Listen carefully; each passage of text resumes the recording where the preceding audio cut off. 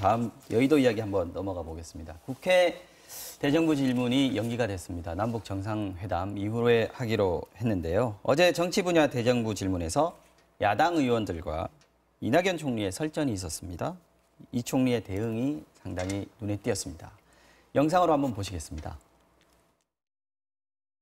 의원님의 지적을 새기겠습니다. 무슨 말씀하실지 알고 있습니다. 네 생각이 뭐냐고 하문하셨기에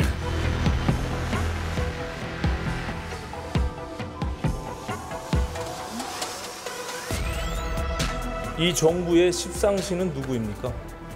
금시초문입니다.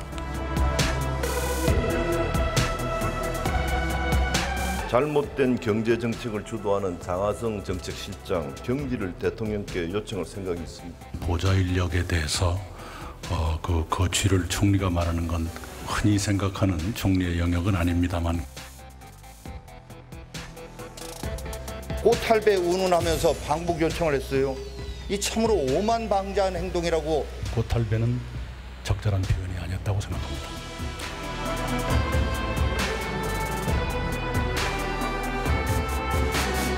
촛불 집회, 태극기 집회 모두 민심을 표현하기 위한 그 집회 아닙니까? 그렇지 않습니까? 의원님께서 네 생각이 뭐냐고 하문하셨기에 저의 그러면은 절렬한 생각을 말씀드렸습니다. 그럼 정부에 구렁이 담 넘어가듯이 지금 답변을 하시는 거예요, 지금. 저는 거칠게 표현하는 것이 꼭 좋다고 생각하지 않습니다.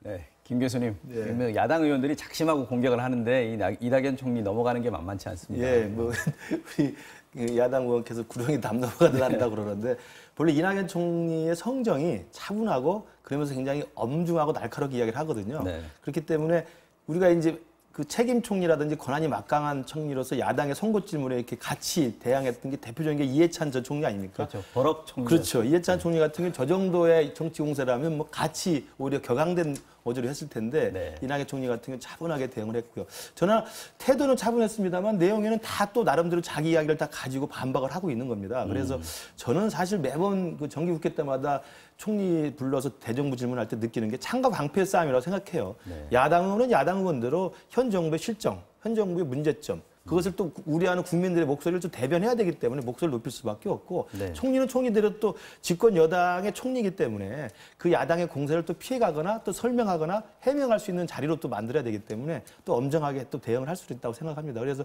저는 어제 저 부분에 서로 간에 이렇게 창과 방패 싸움은 우리 국민들한테는 눈살을 찌푸리게 하기보다는 볼만한 경우를 봤다. 아주 흥미롭게 봤다고 생각합니다. 네, 뭐 이분이 뭐 기자 생활도 오래 하시고 그럼요. 대변인 네. 생활도 오래 하시지 않습니까?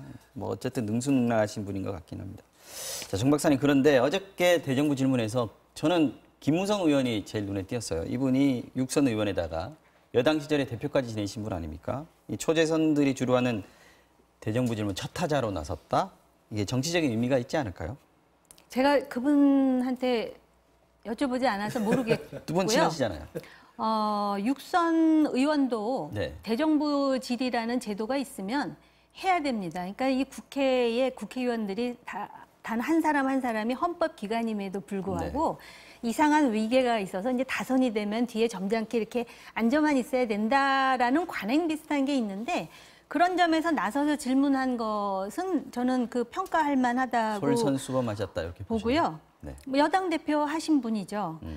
그런데 과연 그 내년에 자유한국당의 당권 도전을 위한 포석인지의 여부는 본인의 마음을 제가 어떻게 알겠습니까마는 자유한국당에서 이제 그런 그 다선 의원이 나올 때마다 그런 해석이 가능한 거는 다른 정당의 대표들이 소위 꽃탈배 내지는 올드보이들이 다시 재등판해서 이제 당의 그 어떤 중심 무대에 쓰니까 그럼 자유한국당도 똑같은 거 아니야라는 그러한 그 추정을 해보는 것 같습니다. 근데 이 경력이 오래되신 정치인들에게 배울 점이 많지만 때로는 그 참신하고 개혁적이고 또 시대에 맞는 정치를 위해서 때로는 자기 것을 내려놓고 물러나주고 조언해주고 이러한 정치인의 모습을 보고 싶은 그 열망이 지금 상당히 가득하고요.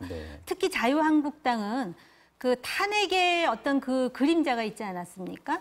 다시 말씀드리면은 다선의 정치인들이 그 어떤 그 빈도나 정도의 차이는 있을망정 책임 여부도 있지 않겠습니까? 그리고 김무성 대표는 본인 스스로가 다음 총선에 출마하지 않겠다고 어저께 모 정치인의 그 TV 방송을 보니까 지금 추측하는 그러한 지금 그 가능성은 상당히 낮다 하여서 저는 낮다고 지금 볼 생각입니다. 네.